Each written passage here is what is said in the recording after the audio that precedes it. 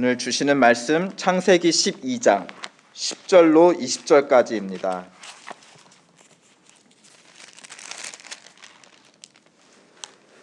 창세기 12장 10절로 20절까지 말씀. 언성 히어로라는 제목으로 하나님의 말씀 나누겠습니다. 10절. 그 땅에 기근이 들었으므로 아브라함이 애굽에 거하려고 그리로 내려갔으니 이는 그 땅에 기근이 심하였음이라. 그가 애굽에 가까이 이르렀을 때에 그의 아내 사레에게 말하되 내가 알기에 그대는 아리따운 여인이라. 애굽 사람이 그대를 볼 때에 이르기를 이는 그의 아내라 하여 나는 죽이고 그대는 살리리니 원하건대 그대는 나의 누이라 하라. 그러면 내가 그대로 말미암아 안전하고 내 목숨이 그대로 말미암아 보존되리라 하니라. 아브라함이 애굽에 이르렀을 때에 애굽 사람들이 그 여인이 심히 아리따움을 보았고 바로의 고관들도 그를 보고 바로 앞에서 칭찬하므로 그 여인을 바로의 궁으로 이끌어 들인지라.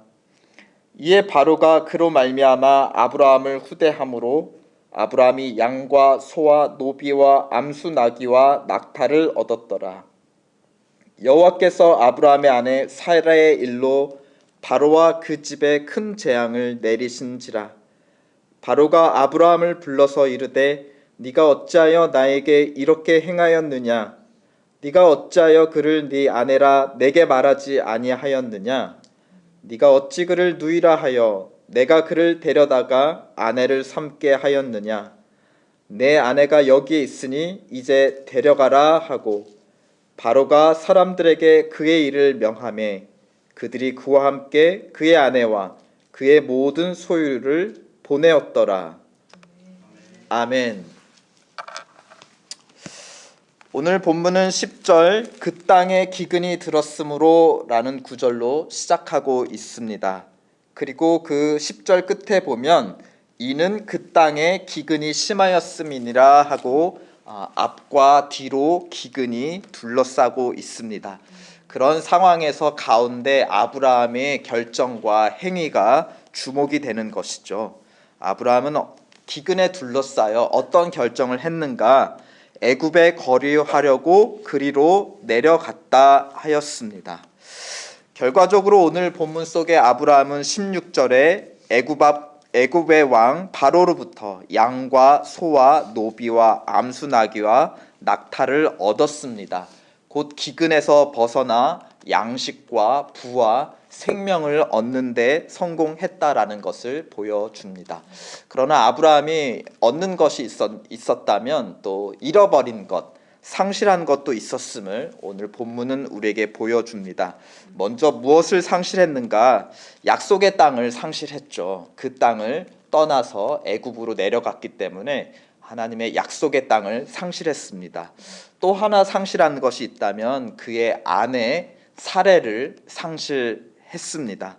사실 약속의 땅과 사레는 서로 다르지만 서로 연결되어 있는 하나님의 약속 안에 하나인 것입니다. 왜 땅이 중요한가? 땅 자체가 중요한 게 아니죠. 그 땅에서 살아가는 아브라함의 자손들이 있기 때문에 그 땅이 하나님의 약속의 땅이 됩니다. 그러면 그 자손들이 누구로부터 오는 것인가? 바로 사레를 통해서 오는 것이죠. 그러니까 사레와 약속의 땅은 바로 하나이고 하나님의 약속의 그 본체라고도 말할 수 있습니다. 그러니까 이 땅과 사레를 잃어버렸다라는 것은 결국 무엇을 잃어버렸다는 뜻입니까? 하나님의 약속을 잃어버렸다라는 뜻이고 그 약속하신 하나님에 대한 믿음을 잃어버렸다라는 의미이기도 합니다. 믿음을 상실한 증거가 어디에 있는가? 오늘 본문 어디에를 봐도 제단을 쌓고 하나님을 부르는 아브라함의 목소리가 들리지 않습니다. 또 아브라함을 향해 하나님의 목소리도 들리지 않고 있습니다. 대신 오늘 본문에서 큰 목소리를 내고 있는 건 어떻게 보면 기근과 또 파라오이라고 말할 수 있습니다. 믿음이 상실된 자리를 무언가가 채우고 있는데 그것은 기근이라고 하는 앞뒤로 우리 10절의 시작과 끝의 앞뒤로 아브라함을 둘러싸고 있는 기근이라고 하는 환경이 주는 두려움이죠. 또 애굽에 내려갔을 때는 어떤 두려움이 아브라함을 사로잡고 그의 행동을 결정하고 있습니까? 바로 애굽 왕 바로라고 하는 권력자에 대한 두려움이 그의 삶을 인도해 가고 있다. 그러니까 지금까지 아브라함의 발걸음을 인도해 온 것은 하나님에 대한 약속에 대한 믿음이었죠. 그러니까 갈대아 우르를 떠나 하란을 거쳐 여기까지 오고 가는 곳마다 제단을 쌓고 하나님의 이름을 불렀습니다. 하나님에 대한 믿음, 약속에 대한 믿음, 그것이 아브라함의 발걸음을 인도해 왔는데 오늘 본문에서 아브라함의 발걸음을 인도해 가고 있는 것은 기근이라고 하는 그 환경에 대한 두려움, 또 애굽에 갔을 때 바로라고 하는 자기의 생명을 주관하는 권력자에 대한 그 두려움, 믿음이 상실된 자리를 두려움이 채우고 그 두려움이 아브라함의 발걸음을 주장하고 있음을 우리는 보고 있습니다. 그러나 17절에 보면 하나님께서 그것을 좌시하지 않으시죠. 침묵을 깨시고 큰 재앙을 바로에게 내리십니다. 그리고 이러한저러한 뒤에 바로의 행위를 보면 하나님께서 바로에게 진실을 말씀하셨음을 우리 정황이 말해주고 있습니다. 대개 그렇듯 천사를 통해서 이제 재앙을 내리셨고 재앙 가운데 두려워하고 있는 바로에게 천사를 통해서 사레가 아브라함의 아내다, 그렇죠? 남의 아내를 범하는 것은 큰 범죄다라는 진실을 아마 말씀해 주셨던 것 같아요. 그것을 듣고 나서 바로는 또 사라에게 그 사실이 무엇인지를 아마 확인을 하려 했겠죠. 그래서 오늘 본문은 드러내지 않았지만 또 사례를 통해서도 그 진실을 재앙의 원인을 확인했을 것입니다. 18절과 19절에 보면 바로는 이제 천사와 사라에게 들은 바를 아브라함에게도 물으면서 확인을 하고 있어요. 그러니까 이렇게 하자, 내 아내라 하지 말자라고 말을 시작한 게 아브라함이었고, 그게 이제 이렇게 사건이 됐는데 다시 바로, 그래서 사례를 바로에게 주었는데 바로를 통해서 사례가 너 아내가 아니냐라는 진실, 그러니까 아브라함은 거짓말을 했는데 진실이 바로를 통해서 다시 아브라함에게 돌아오는 그 장면을 18절, 19절이 말해주고 있습니다. 우리 오늘 본문에서 보면 주로 말하는 사람들이 누군가, 그렇죠? 드러내놓고 말하는 사람, 나의 누이라 하자, 그렇죠? 아내라 하지 말고 누이라 하라라고 사례에게 말한 사람 아브라함이에요. 근데 사례는 아무 말을 없어. 침묵하고 있어. 왜 아무 말도 안 하지? 아브라함은 왜 이렇게 어떻게 이렇게 말할 수 있는데 사례는 왜 아무 대꾸를 안 하는 거지? 그리고 나서 또 18절 19절에 보면 또 말하는 사람이 누구죠? 바로 바로입니다.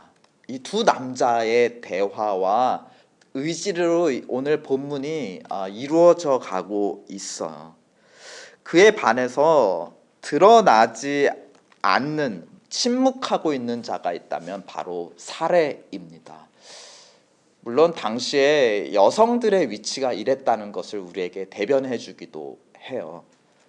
여성은 남성에게 속한 어떻게 보면 재산과 같은 존재여서 남자의 주관에 따라서 그 운명이 결정되는 그런 부속적인 존재였음을 우리에게 말해주고 있죠. 사라의 침묵이 그것을 우리에게 대변해 줍니다. 근데 여기서 놀라운 반전이 있어요. 본문 속에 또 말씀하지 않으시는, 드러내놓고 말씀하지 않으시는 존재가 또 한 분 계십니다. 누구죠? 우리 본문 어디에도 하나님의 말씀이 없어요. 마치 사라와 같이 말씀하지 않으시는데 실제로 이 사건의 반전을 일으키는 것은 바로 침묵 가운데 계셨던, 드러내놓지 않았던 하나님이시라는 겁니다. 오로지 재앙을 통해서만 드러나신 하나님이십니다. 어떻게 보면 하나님은 제일 연약한 사례를 통해서 침묵하는 자신의 모습을 보여주시지만, 또 침묵 가운데 이 사실의 이 모든 결과를 반전시켜 나가고 이끌어 나가시는 실제 주관자 역할을 하고 계십니다. 어떻게 보면 하나님께서 사례와 자신을 동일시 여기며 사례를 굉장히 존중하고 높여주고 계시는데요. 그 모습이 17절에도 나타나고 있습니다. 하나님께서 왜 바로에게 재앙을 내리셨는가? 그것을 보면 아브라함이 약속의 땅을 떠났기 때문이라고 말하고 계시지 않습니다. 아브라함의 아내 사레의 일로 바로와 그 집에 큰 재앙을 내리셨다. 사레를 보호하기 위해, 왜냐하면 사레를 통해 자손들이, 약속의 자손들이 나올 것이기 때문이었습니다. 하나님의 관심은 땅이 아니라 사람, 사레를 통해 나올 아브라함의 후손이었던 것입니다. 20절에 보면 이제 비로소 아브라함은 하나님의 역사로 말미암아 사례를 회복하고 또 돌아가서 약속의 땅도 회복합니다. 잃어버렸던 것을 차례로 회복하는데 그건 하나님께서 하신 일이었습니다. 그러니까 그가 회복한 건 땅과 아내만이 아니었죠. 그것이 상징하는 것 무엇이죠? 하나님의 약속. 그는 하나님의 약속에 대한 믿음을 회복하게 되었습니다. 하나님은 아브라함이 스스로 잃어버린 것을 회복시켜 주셨을 뿐만이 아니라 바로의 재산까지도 더해 주십니다. 그렇죠? 아까 16절에 양과 소와 노비와 암수 나귀 낙타까지도 얻어서 약속의 땅으로 돌아옵니다. 이것은 앞으로 아브람 자손에게 일어날 더 큰 역사, 어떤 사건을 많이 닮아 있죠? 기근이 들어서 애굽 땅에 왔다가 바로에게 고난을 당했지만 결과적으로 하나님이 바로에게 재앙을 내리심으로 약속의 자손들을 내놓으셨는데, 그때 그들이 약속의 땅으로 돌아가면서 오히려 애굽 백성으로부터 은금 패물과 가축들을 다 얻어서 마치 승리한 군대처럼 출애굽을 한 그 사건을 예비하고 있습니다. 결과적으로 보면 아브라함이 애굽으로 내려가기로 한 결정, 여러모로 잘한 것 아닌가요?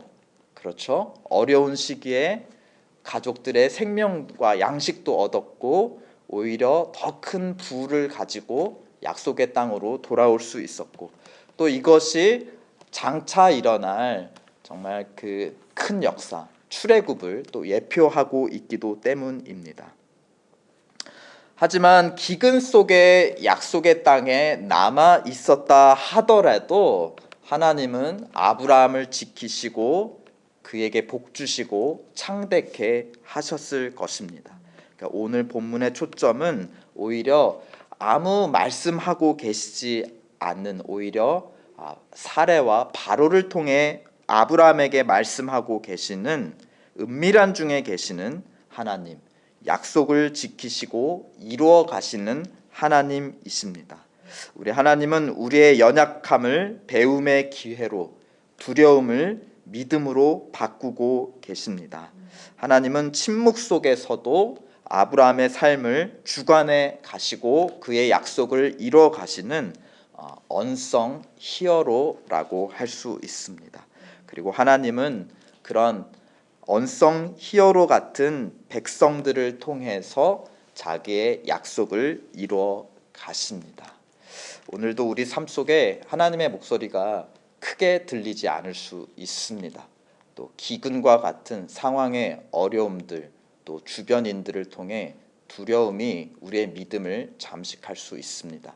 그러나 하나님은 보이지 않으시고 들리지 않으실 때도 자녀들을 향한 그 약속을 성취해 나가시는 신실한 분이심을 믿읍시다. 함께 기도하겠습니다. 오늘 아브라함의 여러 실수 가운데서도 하나님은 그것을 오히려 더 선으로 바꾸시며 어떻게든 하나님의 약속을 지켜나가시는 것을 우리는 보게 되었습니다. 우리의 믿음이 두려움으로 상실되지 아니하도록, 그러나 그러할 때라도 두려움을 다시 믿음으로 바꿔주실 하나님의 신실하심을 바라보며 우리도 하나님같이 또 침묵 가운데 또 하나님의 역사에 동참하는 약속의 자녀들 되게 도와주시옵소서. 우리 함께 기도하겠습니다.